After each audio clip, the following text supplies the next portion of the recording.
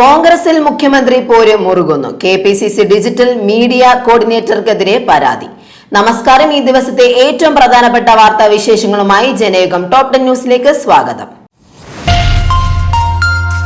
കോൺഗ്രസിനുള്ളിൽ മുഖ്യമന്ത്രി പദത്തിനായുള്ള പോര് മുറുകുന്നു. KPCC digital media coordinator Vimala ബിനുവിനെ സ്ഥാനത്തു നിന്ന് നീക്കണമെന്നാവശ്യപ്പെട്ട് യൂത്ത് കോൺഗ്രസ് സംസ്ഥാന social media chairman Rajith Raveendran KPCC president Sunny ജോസഫിന് പരാതി നൽകി. ഇലക്ഷൻ 2026 VDS എന്ന പേരിലുള്ള വാട്സ്ആപ്പ് കൂട്ടായ്മ കേന്ദ്രീകരിച്ച് മുതിർന്ന നേതാക്കൾക്കെതിരെ സൈബർ ആക്രമണം നടത്താൻ വിമല ബിനു നിർദ്ദേശം നൽകിയതായി പരാതിയിൽ പറയുന്നു.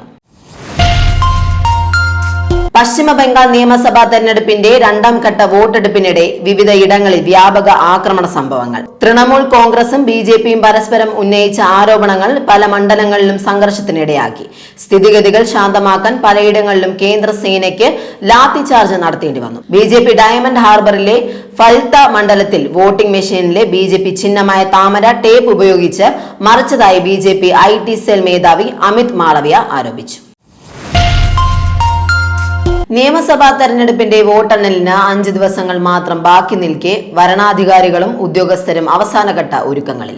മെയ് 4 നടക്കാനിരിക്കുന്ന വോട്ടെണ്ണൽ പ്രക്രിയ കുറ്റമേറ്റ രീതിയിൽ പൂർത്തിയാക്കാൻ ഉദ്യോഗസ്ഥർക്കുള്ള പ്രത്യേക പരിശീലനം വെള്ളിയാഴ്ചയോടെ പൂർത്തിയാക്കും.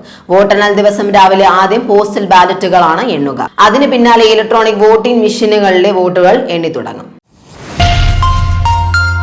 സംസ്ഥാനം നേരിടുന്ന നിലവിലെ വൈദ്യുതി പ്രതിസന്ധിക്ക് പ്രധാന കാരണം കാലാവസ്ഥയിലുണ്ടായ വ്യതിയാനമാണെന്ന് വൈദ്യുതി മന്ത്രി കെ കൃഷ്ണൻകുട്ടി. നിലവിൽ സംസ്ഥാനത്ത് ലോഡ് ഷെഡിംഗ് ഏർപ്പെടുത്തിയിട്ടില്ലെന്നും ഉപഭോഗം പരിധി വിടുമ്പോൾ വൈദ്യുതി താനെ ട്രിപ്പ് ആകുന്നതാണ് തടസ്സങ്ങൾക്ക് കാരണമെന്നും മന്ത്രി വ്യക്തമാക്കി. അപ്രതീക്ഷിതമായ കാലാവസ്ഥ മാറ്റങ്ങൾ ഊർജ്ജ ഉപഭോഗത്തെ ബാധിച്ചിട്ടുണ്ട്. രാജ്യത്ത് ഏറ്റവും അധികം ഇലക്ട്രോണിക് വാഹനങ്ങൾ ഉപയോഗിക്കുന്ന സംസ്ഥാനം കേരളമാണ്. ഇത് ഗാർഹിക വൈദ്യുതി ഉപയോഗം ഉയരാൻ കാരണമായെന്നും മന്ത്രി പറഞ്ഞു.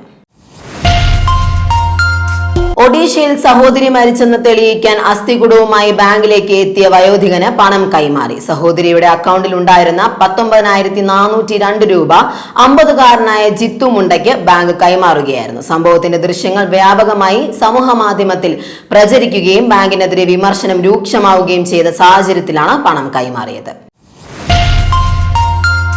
അഞ്ചരക്കണ്ടിയിലെ കണ്ണൂർ ഡെന്റൽ കോളേജിലെ BDS വിദ്യാർത്ഥി നിതിൻ രാജിന്റെ മരണത്തിൽ അന്വേഷണം സംസ്ഥാന ക്രൈം ബ്രാഞ്ചിന് കൈമാറി. കണ്ണൂർ സിറ്റി പോലീസ് കമ്മീഷണറുടെ ശുപാർശ പ്രകാരം DGP-യാണ് ഇത് സംബന്ധിച്ച് ഉത്തരവിറക്കിയത്. കുടുംബത്തിന്റെ പരാതിയിലും ലോൺ ആപ്പ് കേസും ക്രൈംബ്രാഞ്ച് അന്വേഷിക്കും. ഏപ്രിൽ 10-നാണ് നിതിൻ രാജ് കോളേജ് കെട്ടിടത്തിൽ നിന്നും ചാടി ജീവനൊടുക്കിയത്. വകുപ്പ് മേധാവി റാം മാനസികമായി പീഡിപ്പിക്കുന്നുണ്ടെന്ന് നിതിൻ നേരത്തെ പറഞ്ഞതായാണ് കുടുംബത്തിന്റെ ആരോപണം.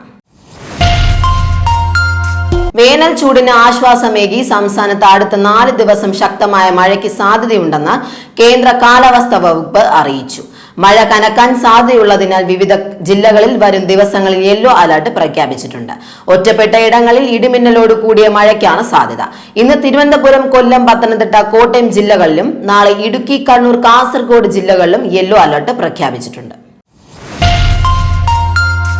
വിദേശ പ്രസംഗങ്ങൾ തടയാൻ പുതിയ നിയമങ്ങൾ നിർമ്മിക്കാനാവില്ലെന്ന് സുപ്രീം കോടതി. രാജ്യത്തെ നിലവിലുള്ള നിയമങ്ങൾ ഇത്തരം കുറ്റകൃത്യങ്ങൾ നേരിടാൻ പര്യാപ്തമാണെന്നും പുതിയ നിയമനിർമ്മാണം നടത്തേണ്ടത് പാർലമെന്റാണെന്നും കോടതി വ്യക്തമാക്കി. ജസ്റ്റിസുമാരായ വിക്രം നാഥ്, സന്ദീപ് മേത്ത എന്നിവരടങ്ങിയ ബെഞ്ചാണ് ഹർജികൾ തീർപ്പാക്കിക്കൊണ്ട് സുപ്രധാന വിധി പുറപ്പെടുവിച്ചത്. ഇന്ത്യയിൽ നിയമങ്ങളുടെ കുറവല്ല, മറിച്ച് നിലവിലുള്ളവ കൃത്യമായി നടപ്പിലാക്കാത്തതാണ് പ്രശ്നമെന്ന് കോടതി നിരീക്ഷിച്ചു.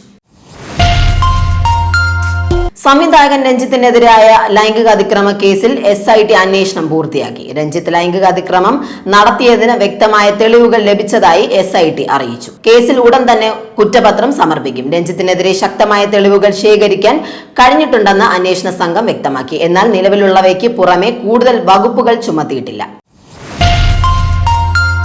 ഹോർമൂസ് കടലിടുക്കിലെ ഇറാന്റെ നടപടികളെ സംയുക്തമായി അപലപിച്ച് ഗൾഫ് രാജ്യങ്ങൾ.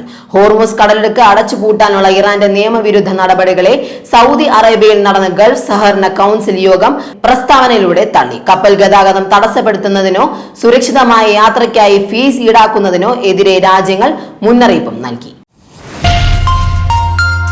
ജനയുഗം ടോപ് 10 ന്യൂസിലൂടെ വീണ്ടും കാണാം. കൂടുതൽ വാർത്തകൾക്കും വിശേഷങ്ങൾക്കുമായി ജനയുഗം വെബ്സൈറ്റ്, YouTube ചാനലുകൾ സന്ദർശിക്കുക.